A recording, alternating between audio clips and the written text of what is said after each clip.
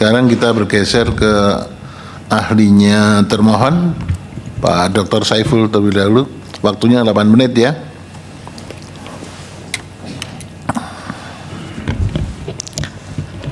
Assalamualaikum warahmatullahi wabarakatuh. Waalaikumsalam. Selamat siang dan salam sejahtera bagi kita semua. Yang mulia Majelis Hakim Mahkamah Konstitusi Republik Indonesia dan Bapak Ibu sekalian hadirin dalam forum persidangan yang terhormat ini. Pendapat hukum secara tertulis sudah kami sampaikan. Mohon izin untuk membacakan poin-poin pokoknya. Ya, yang tidak dibacakan dianggap telah dibacakan ya. Silakan. Dalam perkara ini ada dua isu hukum yang menjadi pertanyaan pokok. Yang pertama, isu hukumnya adalah apakah tindakan termohon menerima dan tidak mengajukan upaya hukum kasasi ke Mahkamah Agung terhadap putusan Pengadilan Tinggi Tata Usaha Negara Makassar nomor 12 dan seterusnya dalam perkara aku bertentangan dengan peraturan perundang-undangan. Ketentuan pasal 154 ayat 2 Undang-Undang nomor 10 tahun 2016 menyebutkan bahwa pengajuan gugatan atas sengketa tata usaha negara pemilihan ke Pengadilan Tinggi Tata Usaha Negara dilakukan setelah seluruh upaya administratif di Bawaslu Provinsi dan atau Panwas Kabupaten Kota telah dilakukan. Kemudian Undang-Undang nomor 10 tahun 2016 mengatur upaya hukum atas putusan Pengadilan Tinggi Tata Usaha Negara. Pertanyaannya, apakah upaya hukum permohonan kasasi ke Mahkamah Agung merupakan kewajiban yang harus dilakukan oleh para pihak, termasuk termohon?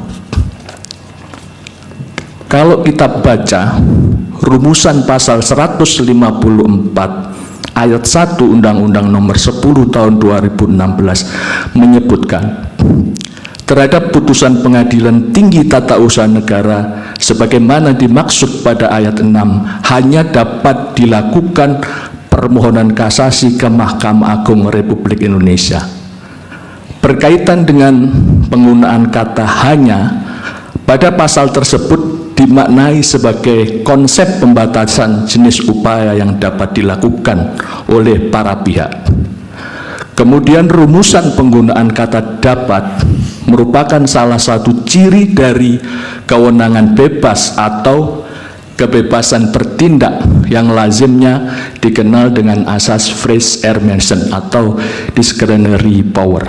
Nah, dalam kata dapat ini mengandung makna suatu kebebasan untuk menggunakan wewenang dan kebebasan untuk tidak menggunakan wewenang tersebut. Hakikat atau esensi dari kebebasan ini merupakan pilihan untuk melakukan tindakan yang dilakukan berdasarkan rumusan norma dan pertimbangan kondisi faktual. Dengan demikian, ketentuan rumusan pasal 154 ayat 6 Undang-Undang nomor 10 tahun 2016 memberikan suatu pilihan tindakan kepada para pihak termasuk kepada termohon untuk melakukan upaya kasasi atau tidak melakukan kasasi berdasarkan pertimbangan yang rasional. Kemudian rumusan isu hukum yang kedua, apa akibat hukum terhadap termohon atas putusan perkara nomor 12/G dan seterusnya dalam perkara aku, bahwa berdasarkan asas praduga rehmatik atau presumption ius causa yang mengandung makna bahwa setiap tindakan atau keputusan pemerintah termasuk tindakan termohon harus dianggap sah sampai ada pembatalan. Secara a contrario, menurut ahli, bahwa tindakan keputusan pemerintah dinyatakan batal apabila telah terdapat pembatalan. Pembatalan tersebut dilakukan secara hukum oleh hakim atau badan pemerintahan lain yang kompeten.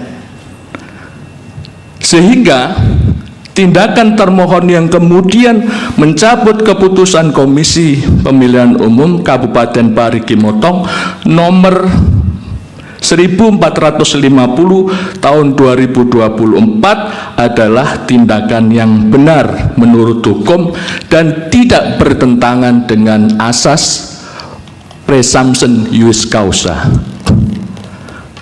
Apabila termohon berdasarkan keputusan kelembagaan memutuskan tidak melakukan upaya hukum, maka KPU Kabupaten Parigi Motong terikat dengan ketentuan pasal 154 ayat 11 Undang-Undang Nomor 10 Tahun 2016 yang menyatakan KPU Provinsi dan atau KPU Kabupaten Kota wajib menindaklanjuti putusan Pengadilan Tinggi Tata Usaha Negara.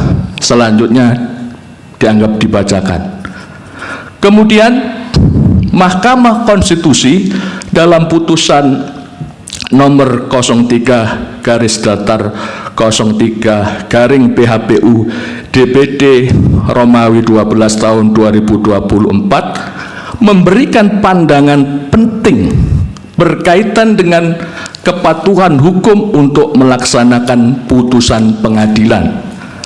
Karena tidak melaksanakan putusan pengadilan menyebabkan ketidakpastian, menunda keadilan dan menurunkan kewibawaan institusi peradilan. Apabila termohon memilih melakukan upaya hukum kasasi dalam perkara aku, maka terdapat potensi termohon tidak dapat menjalankan putusan Mahkamah Agung apabila putusannya menguatkan Pengadilan Tinggi Tata Usaha Negara. Karena apa? Karena ketentuan pasal 154 ayat 12 Undang-Undang Nomor 10 Tahun 2016 menyebutkan KPU Provinsi atau KPU Kabupaten Kota wajib menindaklanjuti putusan Pengadilan Tinggi Tata Usaha Negara atau putusan Mahkamah Agung Republik Indonesia mengenai keputusan tentang penetapan pasangan calon peserta pemilihan sepanjang tidak melewati tahapan paling lambat 30 hari sebelum hari pemungutan suara.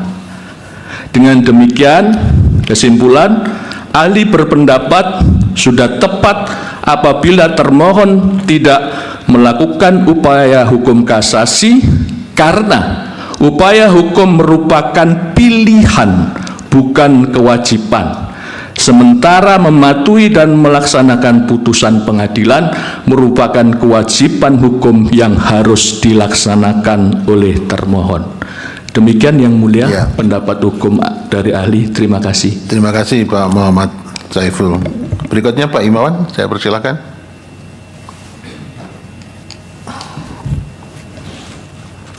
Assalamualaikum warahmatullahi wabarakatuh. Waalaikumsalam. 8 menit ya Pak Imawan. Siap yang mulia. Yang mulia Majelis Hakim Mahkamah Konstitusi Republik Indonesia dan seluruh hadirin, izinkan saya membacakan kesaksian yang dalam bentuk tulisan sudah kami serahkan. Dalam hal tertentu dianggap sudah dibacakan. Terima kasih. Pendapat hukum nomor perkara 75 PHPU BUP 23 Romawi 2025 perselisihan hasil pemilihan Bupati dan Wakil Bupati Parigi Motong tahun 2024. Yang mulia Majelis Hakim Mahkamah Konstitusi Republik Indonesia, berkaitan dengan perselisihan hasil pemilihan kepala daerah nomor perkara 75 garing dan seterusnya 2025, izinkan saya menyampaikan uraian kesaksian saya dengan judul Penyelenggaraan Pemilu Kepala Daerah sebagai Perwujudan Prinsip Negara Hukum dan Demokrasi.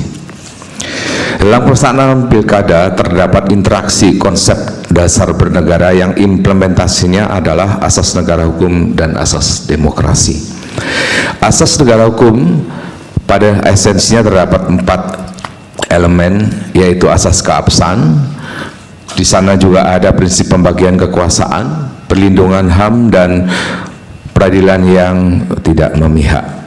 Asas demokrasi berkaitan dengan pelaksanaan pemilihan umum, berbagai asas yang dipersyaratkan guna menyeleksi calon yang sedang melaksanakan hak politiknya untuk terpilih, dalam hal ini memperoleh keabsahan politik. Ada 3 hal yang ingin saya sampaikan terhadap prinsip negara hukum. Pertama, pelaksanaan wewenang pemerintahan.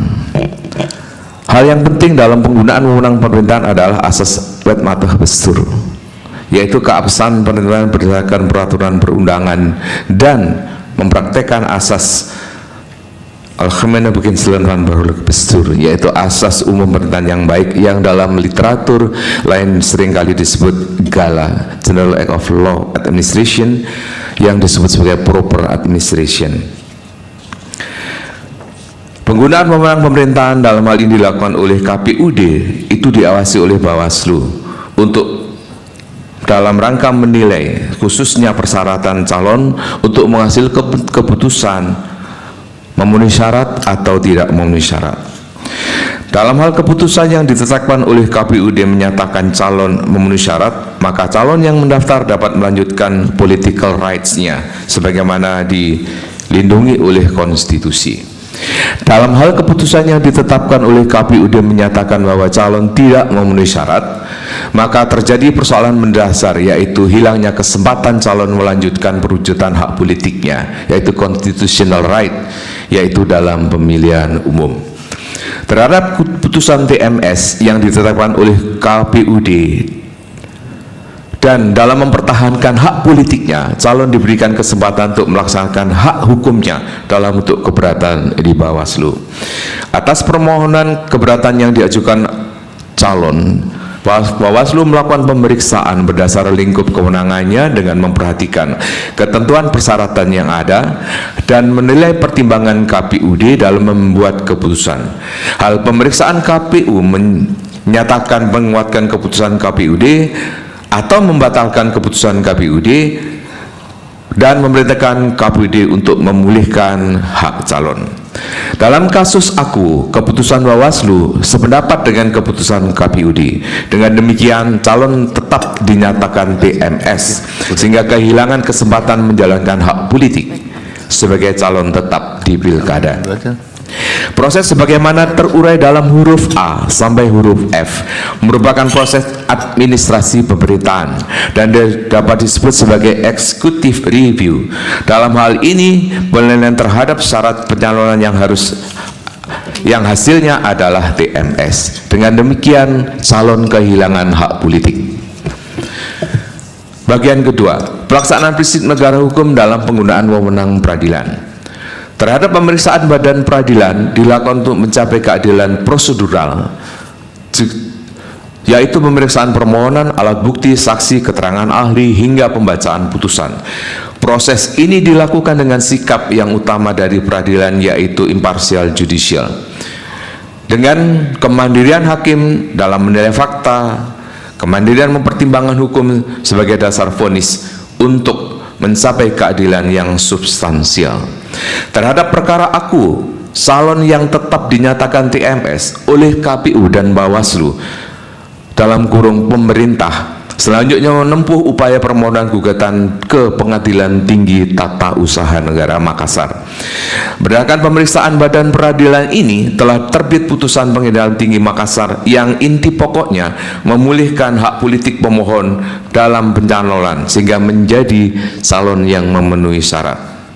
Majelis Hakim yang mulia, Putusan dimaksud adalah putusan Pengadilan Tinggi Tata Usaha Negara Makassar 12/G Pilkada 2024 PT Tun yang telah diucapkan secara terbuka pada tanggal 28 Oktober 2024, yang amar putusannya berisi sebagaimana tertulis.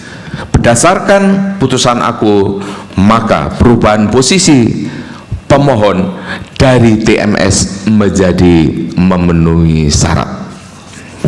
Majelis Hakim yang mulia, isu hukum yang menarik kemudian sikap KPU menerima dan melaksanakan putusan PT Tun dan tidak mengajukan kasasi, apakah bertentangan dengan kewajiban pemerintahan yang menjadi tugas pokok dan fungsinya? Argumentasi yang kami berikan, kesempatan untuk mengajukan kasasi pada dasarnya adalah untuk mempertahankan atau memulihkan hak constitutional right yang dimiliki oleh pemohon.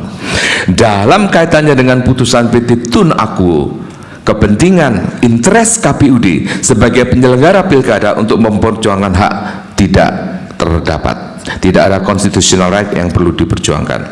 Oleh sebab itu, sikap tidak melakukan kasasi merupakan sebuah discretionary power yang berisi kebebasan untuk mempertimbangkan keadaan dan kebebasan untuk mengambil tindakan atau tidak mengambil tindakan. Pada akhirnya, diskresi dapat dilakukan sepanjang memberikan manfaat sebesar-besarnya dalam fungsinya, yaitu prinsip dul matahid, asas kemanfaatan. Alasan untuk tidak melakukan kasasi seyogyanya tidak bertentangan dengan kewajiban KPU melaksanakan tugas pokok dan fungsinya sebagaimana dimaksud dalam Undang-Undang tentang perubahan kedua dan selanjutnya mengenai pemilihan gubernur sebagaimana dimaksud dalam Void pasal 8 sampai dengan pasal 13 yang tidak ada yang menyatakan bahwa KPU harus mempertahankan keputusannya apabila ada keputusan Pengadilan Tinggi Tun. Sikap tidak melakukan kasasi atas putusan PT Tun ternyata sejalan dengan cara pandang Hakim MK dalam pertimbangan putusannya sebagaimana tertuang dalam halaman 140 pada angka 13 dalam perkara MK nomor 0303 PHBU DPD Romawi 22/2024 tentang perkara pelisihan hasil pemilihan umum anggota DPD tahun 2024 yang dimohonkan oleh Dr. Andes Haji Irman Gusman MBA. Dalam pertimbangan mahkamah garis bawah, ketidakpatuhan menindaklanjuti putusan pengadilan menurut mahkamah menimbulkan ketidakpastian hukum dan menunda keadilan dan menurunkan wibawa institusi peradilan. Oleh sebab itu adalah tepat jika KPU Parigi Motong langsung melaksanakan keputusan dan menyelenggarakan pemilu sebagaimana tugas pokoknya. Demikian yang mulia kesaksian yang kami berikan, mudah-mudahan ini memberi manfaat karena saya berprinsip bahwa reh matahid terpenuhi, dul matahid terpenuhi. Mohon maaf bila ada kurangnya. Sekali lagi mohon maaf. Terima kasih.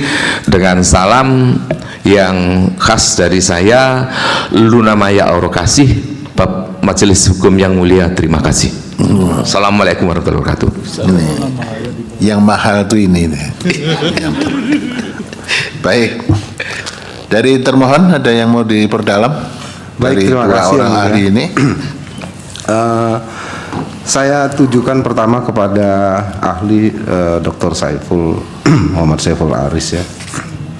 Tadi dalam keterangan ahli mengutip ya pertimbangan mahkamah dalam putusan perkara nomor 3 ya. Dan terakhir tadi ahli Dr. Himawan juga mempertegas ya.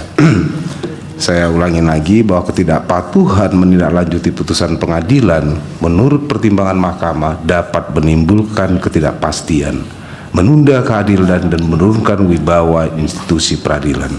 Saya bertanya kepada ahli, apabila suatu putusan pengadilan yang mana kandungan dari putusan pengadilan itu mempunyai makna eksekutorial, apakah menurut ahli ketika misalkan salah satu pihak menjalankan karena memang ada kandungan eksekutorial dari putusan tersebut. Tadi ahli mengatakan apabila dijalankan itu justru memberikan kepastian. Tetapi kalau misalnya tidak dijalankan, apakah itu juga dapat disebut sebagai pelanggaran ataupun dapat serta-merta disebut sebagai tidak menimbulkan ketidakpastian? Artinya begini ahli, kalau misalkan salah satu pihak tidak menjalankan putusan tersebut, ya, lalu bukan tidak menjalankan, maksudnya dia akan melakukan upaya kasasi, ya, terhadap putusan itu.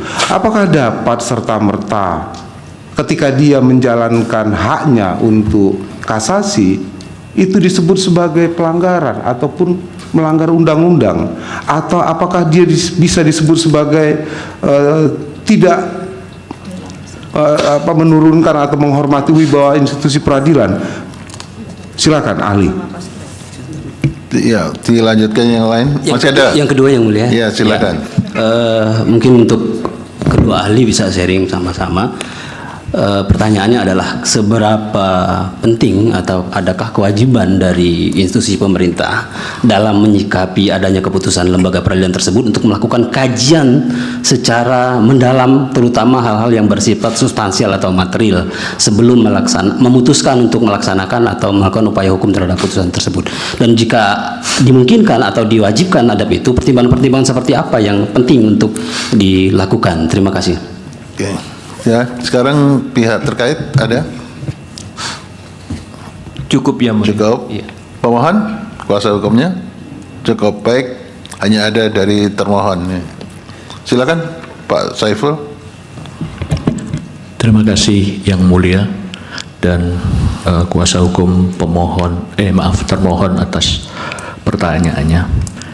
Jadi secara substansi tadi sudah saya sampaikan di pandangan saya. Jadi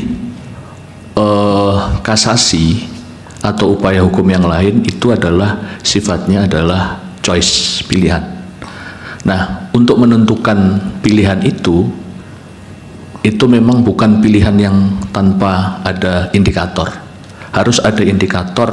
Satu, ada tidak bertentangan dengan peraturan perundang-undangan.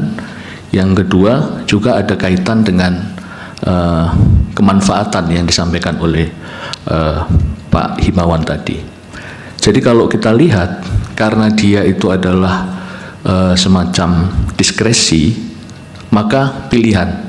Nah, kalau berdasarkan pertimbangan yang dilihat dan kemudian ini adalah pilihan yang masuk akal, maka sebetulnya kasasi itu boleh dilakukan, boleh tidak.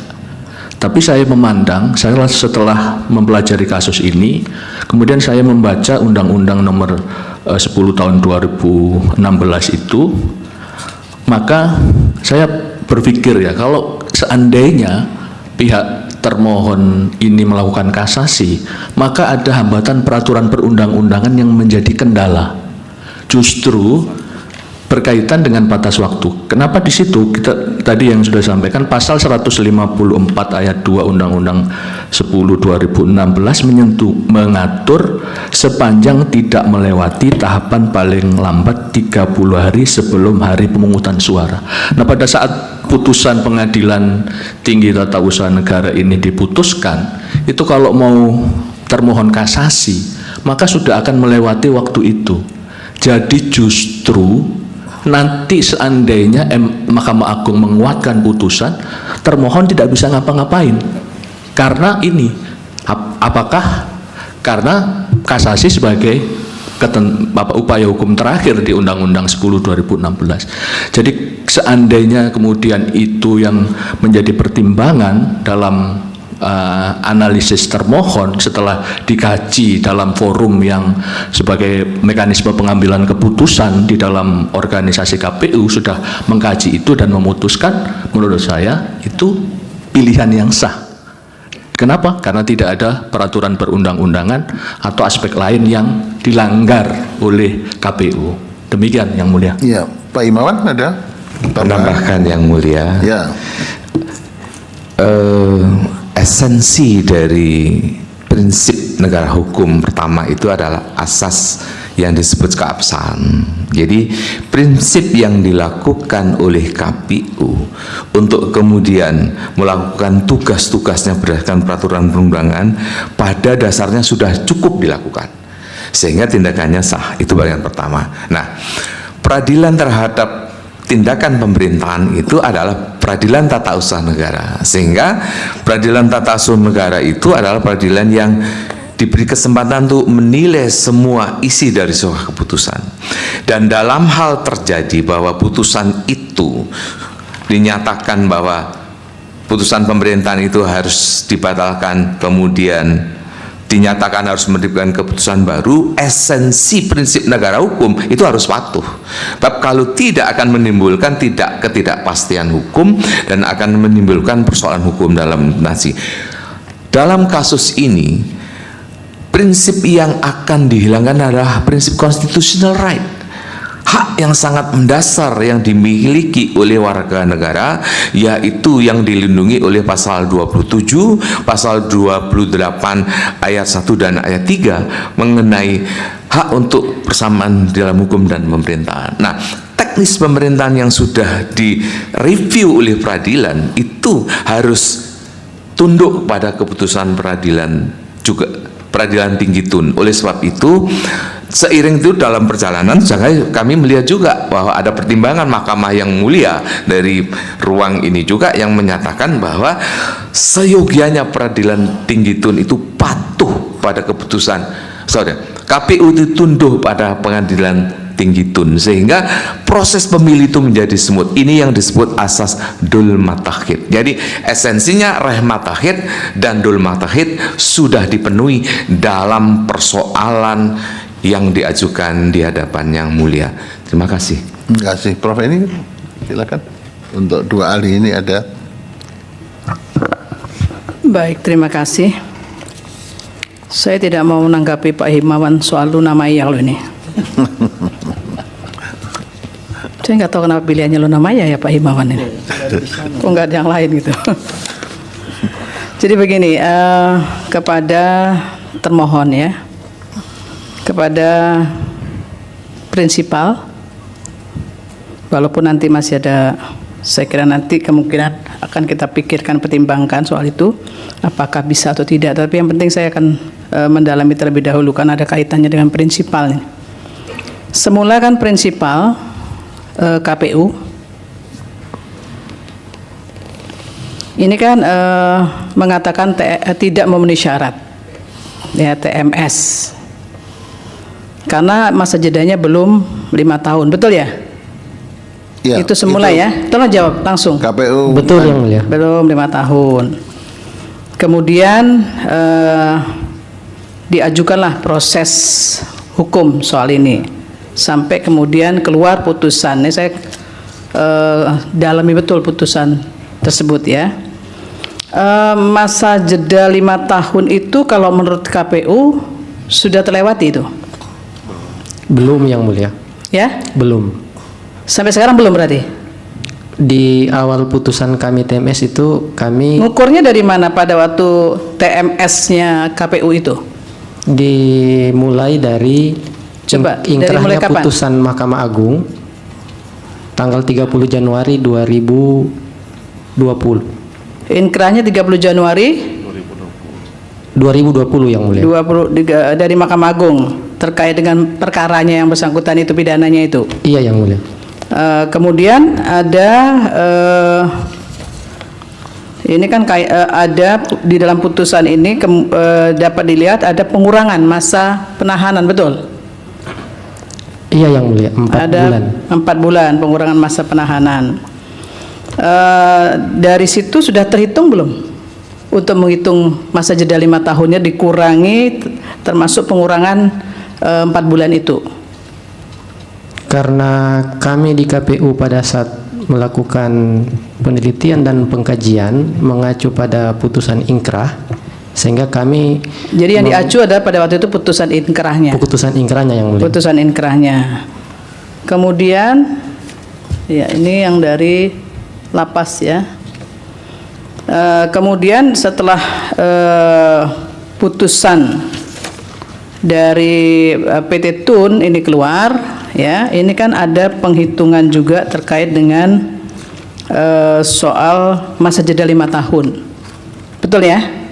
Iya, yang Sudah mulia. dibaca belum KPU? Sudah dibaca nih? Iya. Sudah surat didalami, keterangan yang mulia. Iya. sudah dipelajari betul.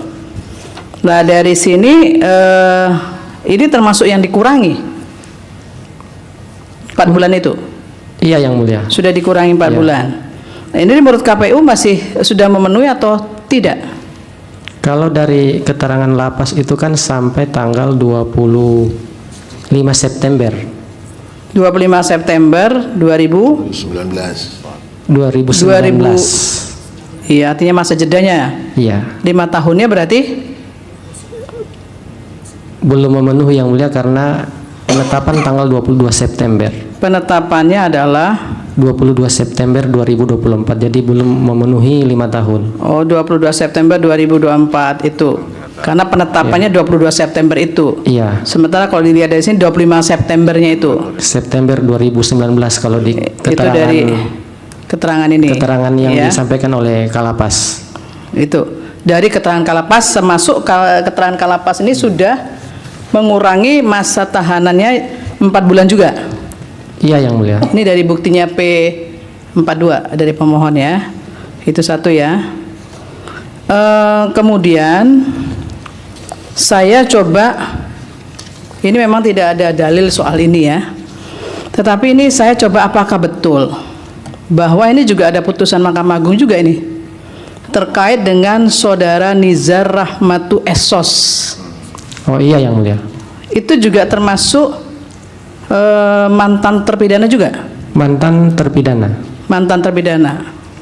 Ini Nizar Rahmatu itu termasuk pemohon ya?